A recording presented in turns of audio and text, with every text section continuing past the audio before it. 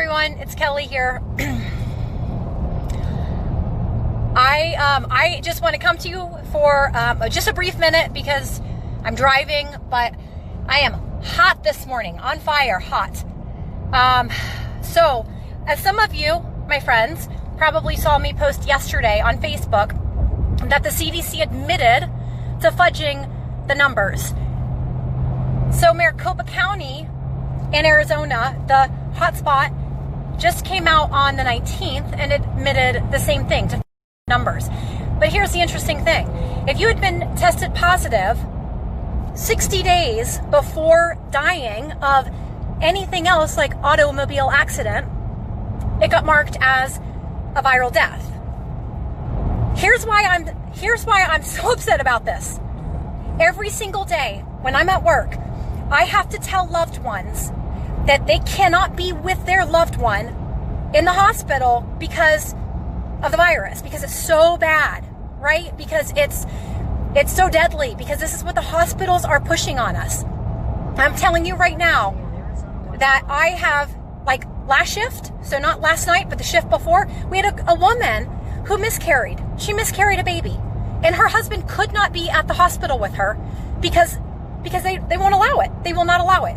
I have elderly people who are in sepsis or who are very sick, and some of these people might not come out of the hospital, and I have to tell them, I'm sorry, because of this virus, you're not allowed, your loved one isn't allowed to be at the hospital with you. People are not calling 911 that are very sick because they know that they're not going to be allowed to have their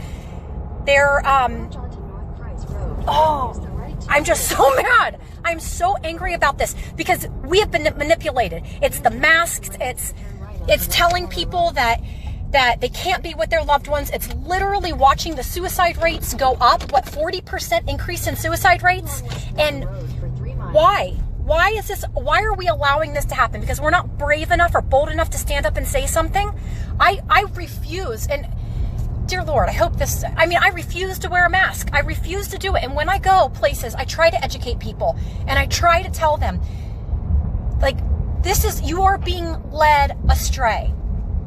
The only reason that they would manipulate the numbers as they have is to gain something from it, to gain something. Meanwhile, 25 million businesses, small business like mine, I have family members that have lost businesses. 25 million small businesses are done. They're done.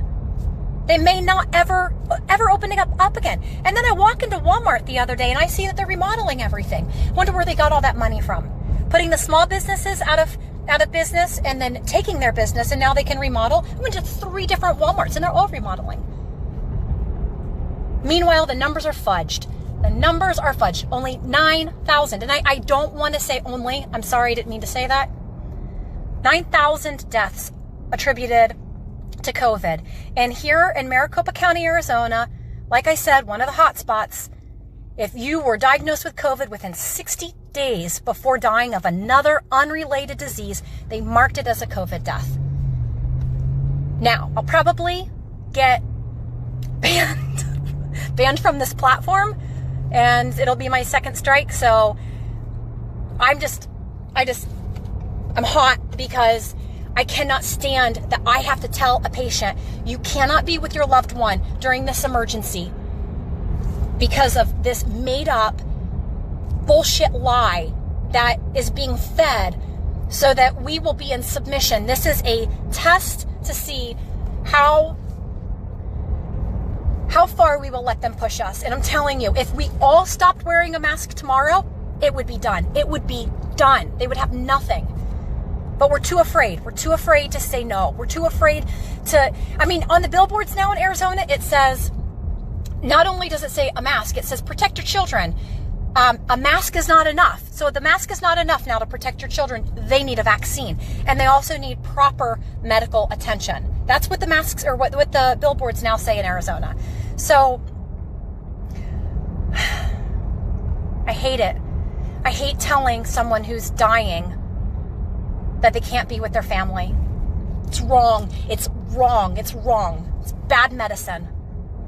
In Arizona, officials in Maricopa County, and I heard Pinell County said that they weren't fudging their numbers. So, hopefully that's right. But Maricopa that admitted to it, shame on you. Shame on you all. Shame on you all for putting people's lives at risk, for increasing suicide, for increasing depression, for keeping people from being with their loved ones while they're sick. I'm sick of it. It breaks my heart. I'm seeing this on the front lines every single day. I'm seeing people just not be able to be with their loved ones. It is not okay. This sham, it's wrong. And we need to stand up. And if we can't stand up because you're too afraid, then support somebody else that can stand up, because it is wrong. It is eating at me. I hate telling somebody you can't also go to the hospital. Do you know what it felt like to tell that woman that her husband, they lost a baby. They lost the baby. And I could not say to that woman, your husband can be by your side and hold your hand, because she's not allowed. They're not allowed. He had to sit outside the ER. Shame on you, officials. Shame on you, governors. Governor Ducey. Oh, gosh, I hate you so much. Shame on you. That's wrong. And meanwhile, Chandler Regional Hospital, all their COVID stuff is gone. All their little isolation rooms, they're gone. Their little makeshift hospital outside the ER, gone. Taken down, all of it. The signs that said, don't come here if you're sick, gone. Meanwhile, people can't get responsible medicine. Their doctors won't see them. They're getting sick. Oh, I hate this. Wake up, friends, please. If you can do anything, just listen to what's really happening out there. There are people like me that are seeing this, and the other side of it, like the stuff that nobody's saying, like you're not allowed in the hospital to be with somebody that has to have surgery. I mean, I took care of a trauma patient the other day. I don't even know if he made it or not. John Doe, squished. He got caught, trapped, and I don't know. He was 40 years old. I don't know if his family was allowed. I mean, his family wasn't allowed, but I don't know if he made it or not. I just sat there and held his hand. I didn't even speak the same language as him. Left onto North Arizona Avenue. I don't even speak Spanish good enough. I just held his hand, and all I said was, lo siento, lo siento, lo siento. And he has no loved ones to be there with him. This woman that just lost her baby, her husband drove to the hospital, but he can't go inside. He has to sit outside and text her. This is what they're doing. And then you have someone like me who works 3 24-hour shifts and sees this complete shit show taking place. And business is saying, you can't come in here unless you're wearing a sock on your face that has zero protection against a virus that has been manipulated. The numbers have been manipulated. And I can't even believe that the CDC had the courage to come out and do the right thing and to report the right data. And I cannot even believe that Maricopa County actually reported that they malfunctioned, that they misrepresented the numbers. I cannot believe that they actually did that. Like, did they get hit by like a 2x4 or something? Like, did somebody knock some sense into them? Or did they get, like, is there a whistleblower that's doing this? That's like, I'm going to tell the truth? All right, I'm done. I'm done ranting. Thank you for listening. Share it. Like, tell people. Look in your own city. Find out what the numbers have looked like there. Find out why you haven't been able to get married and have a celebration and go to a funeral and celebrate the life or death of someone that you loved, or be in the hospital with a loved one, or get proper medical care because everything's been shut down, or why your business isn't working anymore, and why Walmart and Amazon are taking off like the massive giants that they are. And we're not asking any questions. And we literally have until the election, and then the American people will choose. They will choose what way they want to go. And I'm just telling you from someone who's seeing it every day that actually watching it on paper, seeing it be recorded is almost more infuriating, because everything that I knew and that I have been telling people, that people have been saying, I'm not listening to you because you're scaring me. I'm not listening to you because you're putting fear into me. And I've never wanted to put fear in people. I've never wanted to do that. And I try so hard for that not to be my message.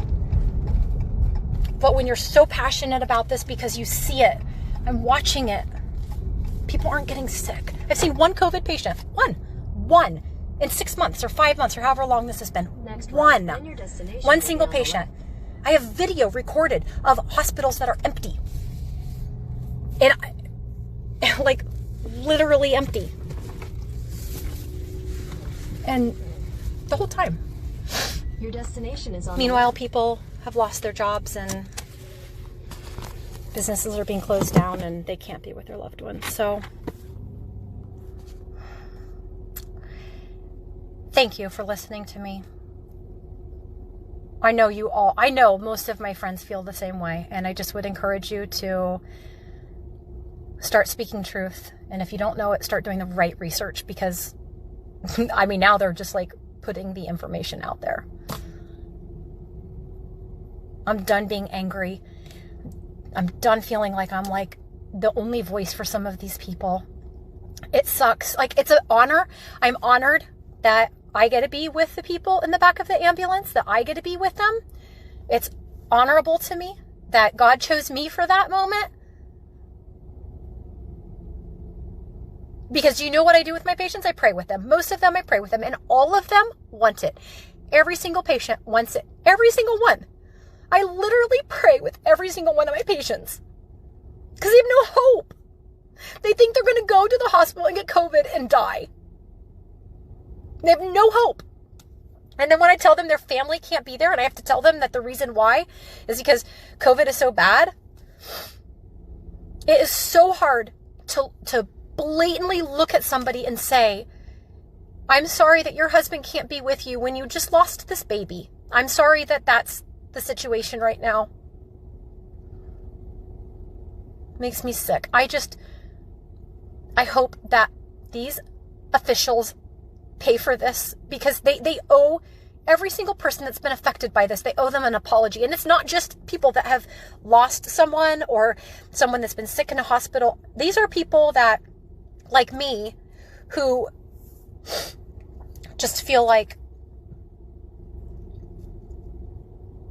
meanwhile, we're forced to wear masks when we go into, I won't do it. And if we stop tomorrow, like I've been saying this whole time, if we all just stopped, it would be done. It would be done. And we could take back that which is ours, our God-given right to be free. This is the first time that I know of.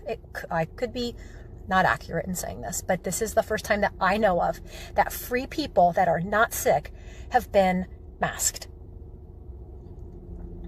And it's wrong. And we're being lied to. So with that, I leave you because I got to go. It's my off day. So I'm going to go work on my home and study. Love to you all. Thanks.